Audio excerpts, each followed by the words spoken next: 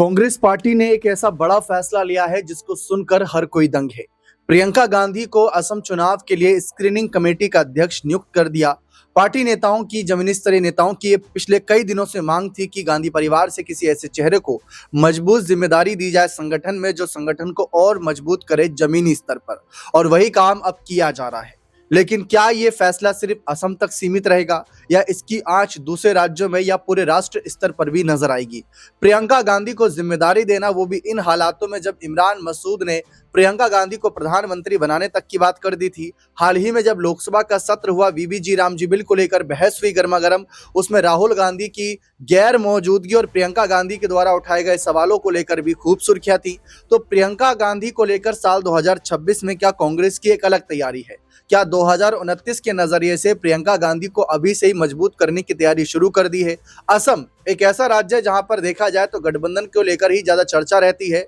लेकिन अंततः एनडीए दल बाजी मार जाता है और कांग्रेस ऐसे राज्य में प्रियंका गांधी को जिम्मेदारी दे रही है। यहां से दो सवाल उठते हैं। अगर प्रियंका को आगे बढ़ाना ही है और उनको ऐसा दिखाना है कि इनके फैसले से हम राज्य जीत रहे हैं, हम चुनाव जीत रहे हैं, तो क्यों ना किसी एक आसान राज्य की तरफ उनको भेज दिया जाता जहां पर वो जिताती और ये नाम हो जाता कि चलिए उन्होंने जिता दिया। लेकिन असम एक ऐसा राज्य है जहां पर हिमंत बिस्वा शर्मा पहले से ही अपने पैर मजबूत किए हैं, एनडीए दल को मजबूत किए हैं। उनके सामने यहां पर चुनौती पेश करेंगे और अगर कल को हार जाती है कांग्रेस, तो प्रियंका गांधी की किरकिरी हो जाएगी कि इनके नेतृत्व में हार गए, स्क्रीनिंग कमेटी के अध्यक्ष होने के बावजूद भी चुनाव हार गए। हाल ही में पहले अशोक गहलोत के नेतृत्व में मध्य हमने देखा बिहार का चुनाव मुख्य प्रभारी बनाए गए, वो हार गए, फिर उसके बाद वहां पर उनकी किरकिरी हुई। अब क्या प्रियंका गांधी की बारी है? क्या ऐसे कर करके कांग्रेस अपने सभी चेहरों को दांव पर लगा देगी और एकमात्र विकल्प राहुल गांधी का रखेगी? इसी मुद्दे पर चर्चा करते अपने खास वरिष्ठ सहयोगी अमन सर से कि सर, क्या लगता है कि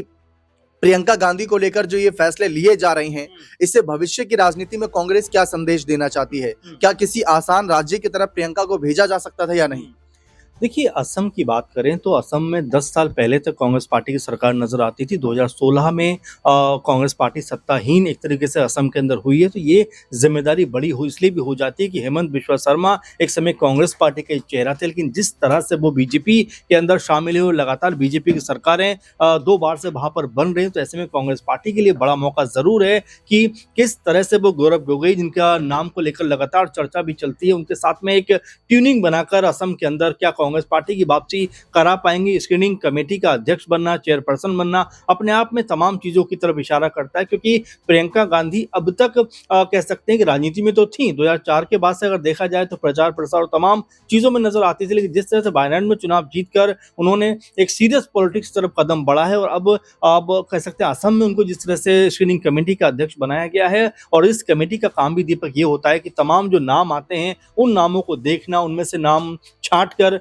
जो है आला कमान को भेजना कि भाई ये नाम संभावित हैं, इन पे आप देखिए कि ये लोग फाइनल हो सकते हैं चुनाव के लिए। तो ऐसे में प्रियंका गांधी का के ऊपर बड़ी जिम्मेदारी बन गई और ऐसे में भी हर कोई ये बात कह रहा है कि भाई प्रियंका को असम भेजने के पीछे आखिर रणनीति क्या हो सकती है। क्या अब ये भी देखा जा रहा है कि क्या प्रियंका के सहारे कांग्रेस पार्टी अपने आप को रीस्टैब्लिश करना चाहती है, अपने आप को एक मजबूत तरीके से पेश करना चाहती है, क्योंकि प्रियंका को लेकर लगातार इस बात को की भी चर्चा है कि उनको बतौर मुख्य प्रधानमंत्री का फेस अब कांग्रेस पार्टी को बनाना चाहिए। कई जो चेहरे हैं कांग्रेस पार्टी के नेता हैं, उन्होंने इस बात की तरफ इशारा किया है कि प्रियंका गांधी को कह सकते हैं आगे किया जाता है, यानी कि भाई बहन के बीच में जो प्रतियोगिता है, जो कह सकते हैं इस बात को लेकर जो एक कंपटीशन है इस बात को लेकर कि भाई कौन चेहरा बन सकता है। तो कई लोग ये भी कहते हैं कि एक पक्ष कांग्रेस का, एक धड़ा जो कांग्रेस का है, वो ये चाहता है कि भाई प्रियंका गांधी को अब आगे बढ़ाया जाना चाहिए, क्योंकि राहुल गांधी की अगुवाई में या राहुल गांधी के साथ चलकर कांग्रेस पार्टी ने कई चुनाव लड़े हैं,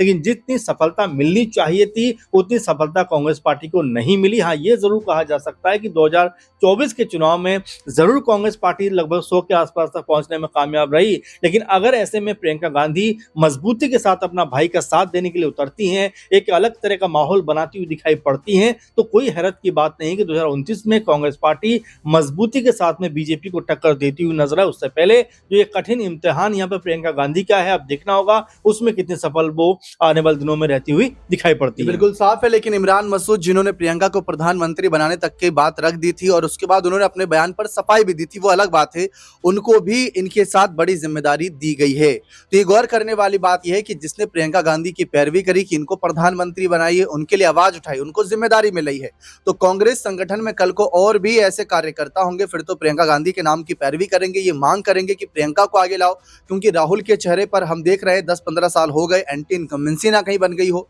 कहीं जनता उन्हें सचमुच ना चाहती हो। ये भी सवाल हमारे द्वारा नहीं, सोशल मीडिया पर ही उठाए जा रहे हैं, इस पर क्या कहना चाहेंगे? देखिए, बिल्कुल राहुल गांधी को लेकर दीपक हमने कई बार देखा है कि भाई उनके चेहरे को लेकर मीडिया में, उनकी पर्सनैलिटी को लेकर या उनके बयानों को लेकर मीडिया में एक अलग तरह का माहौल दिखाई पड़ता है। कई बार तो उनको बयानों को तोड़ मरोड़ कर पेश किया जाता है, जिनका सच्चाई से कोई लेना देना भी नहीं होता, लेकिन उनकी जो इमेज एक बन गई है, उससे ऐसा लगता है कि जमीनी स्तर का जो कार्यकर्ता है कांग्रेस पार्टी का या जो कांग्रेस पार्टी के नेता हैं, कहीं ना कहीं कनेक्ट करने में कई बार चूक जाते हैं। और यही वजह है कि जिस तरह का जनाधार कांग्रेस पार्टी को मिलना चाहिए वैसा मिलता हुआ दिखाई नहीं पड़ता। आप देखें, हरियाणा में ऐसा लग रहा था चुनाव कांग्रेस पार्टी के पाले में, लेकिन पार्टी चुनाव हार जाती है। मध्य प्रदेश में भी ऐसा लगा कि पूरे का पूरा चुनाव जो है वो कांग्रेस पार्टी की तरफ शिफ्ट हो गया, लेकिन जब परिणाम सामने आते हैं तो कह सकते हैं कांग्रेस पार्टी चुनाव हार जाती है। तो ये तमाम मौकों पर देखा गया है कि राहुल गांधी के कह सकते सुनने के लिए उनकी जो रैलियां होती है उसमें बहुत भीड़ तो दिखाई पड़ती है, लेकिन वो भीड़ वोटों में तब्दील नहीं हो पाती। और यही वजह है कि जब भारत जोड़ो